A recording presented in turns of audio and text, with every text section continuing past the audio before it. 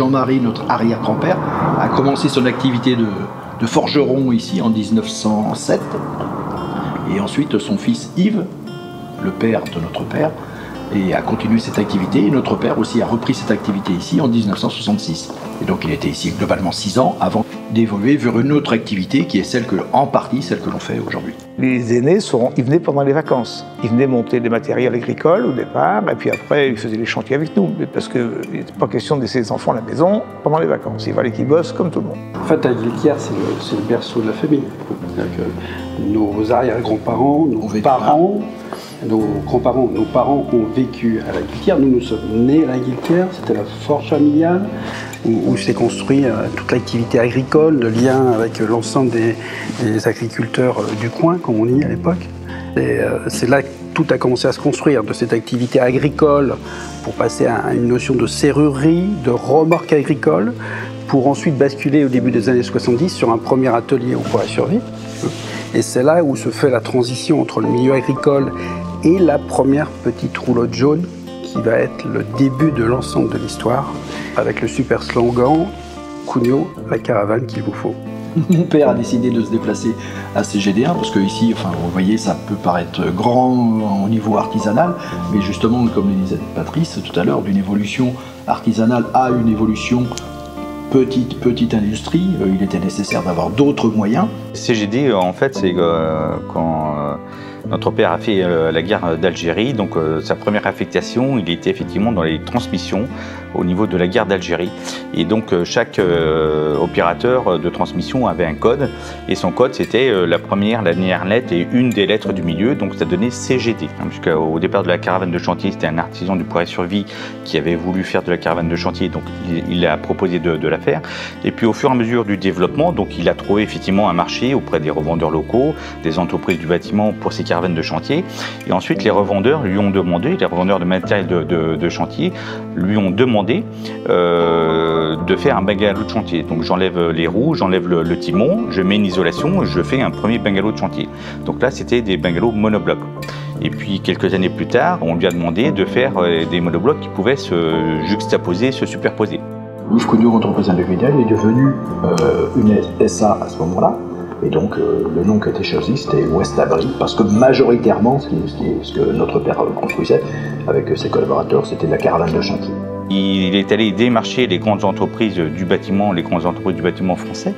Et ces entreprises faisaient aussi, dans ces années-là, dans les années 76 à 84, beaucoup d'exports. Le plus gros chantier à l'étranger, ça a été en Libye, à 600 km de Benghazi, à la frontière du Tchad, pour une entreprise française qui voulait faire pousser du blé dans le désert. On a monté une base vie qui faisait environ 2000 m² pour tous les expatriés. Et des moyens matériels impressionnants avaient été mis en place. Quand ces chantiers export se sont terminés, on est revenu sur le marché français. Ça a été aussi un relais très important de notoriété, de savoir-faire.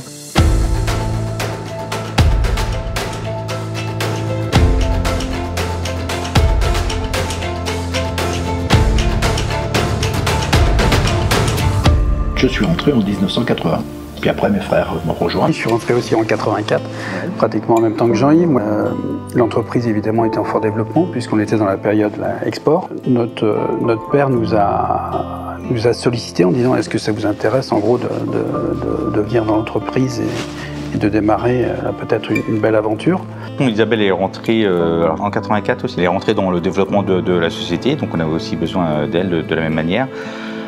Après, malheureusement, donc, elle est décédée en 2002 d'un AVC. Là, on partait évidemment sur, un peu dans l'inconnu. À cette époque-là, est-ce qu'on avait imaginé le niveau auquel nous sommes aujourd'hui? Probablement que non. Elle était fière de nous, mais il ne l'a jamais exprimé directement. Notre mère a été forcément très impliquée, puisqu'elle a porté la notion administrative et comptable du développement jusqu'à sa fin de carrière. En off, évidemment, il fallait gérer les 5 enfants, le développement de l'entreprise. Je pense raisonnablement, évidemment, il faut un entrepreneur, un leader qui porte, mais derrière, il faut aussi l'esprit modérateur et accompagnant qu'a fait donc, notre mère. on s'oriente après sur la partie industrie-service, sur les entreprises, industrie-service et les collectivités. Donc la nécessité de faire passer un produit de habitat de chantier à un bâtiment pérenne. Donc on a travaillé sur la performance des bâtiments, sur le design des bâtiments. Où on sortait de la base vie de chantier et on passait plus dans un monde industriel tertiaire avec de la valeur ajoutée en termes d'isolation, de finition. On a été les précurseurs dans le bâtiment modulaire pour sortir du côté chantier. C'est la première fois qu'on voyait dans un bâtiment modulaire une moquette murale, une moquette au sol. D'habitude c'est toujours une peinture de sol ou un revêtement PVC basique. Donc c'était un petit peu un gros changement, un basculement. Seulement, là j'étais commercial à ce moment-là. C'était mon premier gros chantier, en tous les cas en termes de négociation. En fait, c'est un chantier qui a duré pratiquement 4-5 ans, donc des nouveaux aménagements, des nouveaux besoins justement sur le site de Transmanche. Là, ça a été un petit peu la révolution quand même, CGD2. Quand on a construit CGD2, un bâtiment industriel avec des ponts roulants, des hauteurs sous plafond de plus de 8 mètres, une surface qui faisait 5000 m². Ouais. C'était ça, 5000 m², la première produit. Donc là, ça y est, on passait dans une dimension industrielle. Des voitures qui s'arrêtaient sur la 4 voies, qui prenaient l'usine en photo, on ne cessait d'en voir. 89, c'était la construction de CGD3. Là, c'est forcément l'augmentation de nos unités de production correspondrait à l'évolution aussi des besoins, à la fois sur notre activité BTP, mais aussi le développement des nouveaux produits, le développement du chiffre d'affaires, le développement des surfaces produites. Décidons de lancer notre filiale Yves Cugnot Location.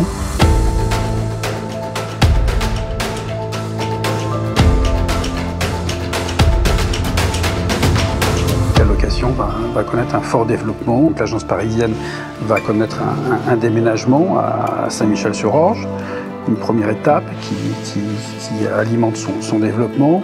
Et puis derrière, CGD7, Marseille, CGD8, Toulouse, 9, 10, 11, 12 et peut-être 13 en fin d'année. Alors là, on s'était donné les moyens, avec une usine CGD6 qui fait à peu près 20 000 m², pour répondre à une forte demande de l'autre côté. On s'est dit, on a peut-être prévu trop grand, et en fait, en quelques mois, l'usine a été complète très rapidement. Alors, le Stade de France, c'était vraiment le gros dossier qui nous a permis de nous lancer dans la location. On peut aussi rajouter que si la France a gagné la Coupe du Monde en 1998, nous sommes les premiers à avoir foulé le terrain du Stade de France, puisque la première chose que l'on fait sur un chantier, c'est d'installer la base vie.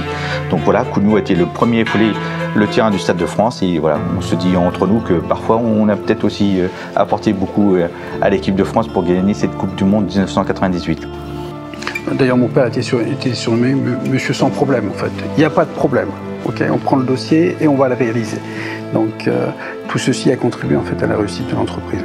Et on a fait effectivement un gros dossier architectural avec le Crédit Agricole à Auch, dans le sud-ouest, où effectivement on a fait un bâtiment qui faisait presque 8000 m², qui effectivement a donné aussi une dimension importante à la société en termes de développement, qui a montré qu'effectivement, y compris pour des établissements tertiaires, on savait apporter un savoir-faire, une architecture, une pérennité et une qualité de construction.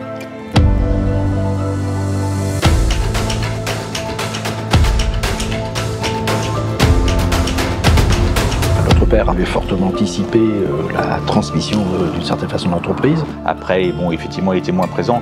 Il aimait savoir ce qui s'y passait, il aimait être au courant de tout ce qui s'y passait, mais sans être effectivement dans la décision. Nous sommes très fiers du parcours qu'a réalisé notre père. Et on sait mesurer le chemin parcouru, en tout cas, entre la forge familiale et puis ce qu'on est devenu aujourd'hui.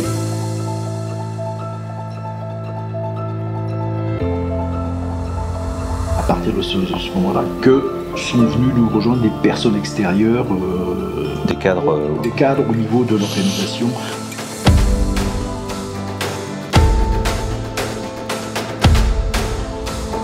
De 2016 en fait, dans une souci de simplification, nous avons souhaité donc passer de Yves Cugnot à Cugnot. Et là, depuis 2022, on a même procédé au regroupement de nos activités, la location et la vente sur une seule entité, une seule marque, Cugnot, qui porte donc l'ensemble de l'activité du groupe. Impulse que nous avons construit il y a 4 ans maintenant. Un laboratoire grandeur nature qui puisse répondre à la RE 2020. Ça nous a permis de tester des solutions et de conforter justement la performance du bâtiment. On était précurseurs par rapport à cette réglementation environnementale. Oui, 2016, c'est l'arrivée d'Emma. On s'est toujours dit entre nous qu'on pouvait laisser la possibilité à nos enfants, évidemment, de nous rejoindre. On y vient parce qu'on est intéressé par le métier, on est motivé, on y met l'engagement, surtout pas de pantouflage. Voilà, faire ses preuves. Le fait d'être la première, c'est un peu un honneur. Enfin, je suis contente en tout cas d'avoir inauguré le chemin de cette 3e génération. J'espère que d'autres me rejoindront si l'envie leur en prend en tout cas. Mais c'est vrai qu'on est quand même assez... on échange beaucoup aussi avec la 3e génération sur ce qui se passe. On a forcément 30 ans minimum d'écart avec nos parents, donc on a aussi une vision différente. C'est sûr que quand on a appris que ça allait être pérennisé grâce à la descendance, forcément ça rassure, parce que c'est vrai qu'on a vécu une période, on ne savait pas trop où on allait en fin de compte. On se disait, bon, ils vont prendre leur retraite et puis au revoir tout le monde, quoi. C'est la perte d'un entrepreneur, d'un papa, d'un entrepreneur, de quelqu'un qui nous a mis le pied à l'étrier, qui nous a fait grandir, qui nous a donné la possibilité de grandir avec lui professionnellement. Donc ça, c'est l'image que je garde, parce que je me dis, s'il n'avait pas été là, si nos parents n'avaient pas été là avec maman, l'entreprise qu'on a développée, qu'on a su faire évoluer, est-ce qu'on serait là aujourd'hui? Sûrement pas. On a perdu notre papa d'abord, et puis bien sûr un entrepreneur local reconnu au niveau national. C'est vrai que c'était une belle figure, un bel exemple pour nos enfants aussi, plus tard. Monsieur Cugnot, il savait nous commander, et surtout que l'on fasse respecter le travail à toutes les personnes. Et ça m'a beaucoup apporté dans toute ma vie professionnelle. Yves Cugnot est une personne très exigeante, ça faut. Puis il fallait bosser, quoi. Il fallait travailler, c'est tout. J'ai beaucoup appris au contact de Monsieur Cugnot. C'était un homme d'ailleurs entier, mais extraordinaire.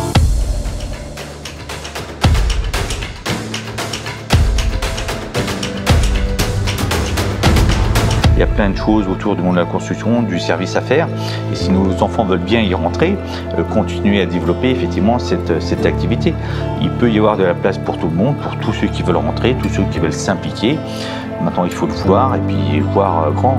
Aujourd'hui, il y a encore beaucoup d'investissements à faire, il y a beaucoup de choses à développer. On a développé beaucoup le métier du service, de la location. On peut continuer sur des métiers périphériques, on peut développer sur effectivement la construction éco-responsable, ce qu'on fait aujourd'hui, mais qu'on doit encore porter plus de main. Et là, on espère tous que la 3e génération sera au rendez-vous et puis puisse également continuer à développer notre société. Je pense que le consensus, c'est comment faire que Cugnot demain soit en réussite, soit dans la performance et soit, je dirais, au top dans la décennie à venir. L'avenir pour Cugnot, je le vois très positivement, dans un monde très compliqué et dans un temps qui ne l'est pas moins, mais pour autant je le vois effectivement très positivement. D'abord, j'ai appris à rencontrer cette 3e génération et je la trouve très prometteuse, donc je tiens à le dire. Deuxièmement, nous avons un produit, un marché, des savoir-faire et un allant, une envie, un engagement qui est extrêmement fort dans l'entreprise. Et donc toutes ces qualités mises bout à bout nous permettent franchement d'espérer le meilleur pour les années à venir. Un fondateur, Yves Cugnot, une aventure familiale pilotée par 4 frères, des femmes et des hommes attachés à l'entreprise, avec un esprit collectif, avec une volonté de bien faire. Ils ont tous contribué à construire Cugnot. Celles et ceux qui nous rejoignent aujourd'hui doivent avoir cet esprit de challenger et aussi un respect des valeurs qui nous tiennent à cœur.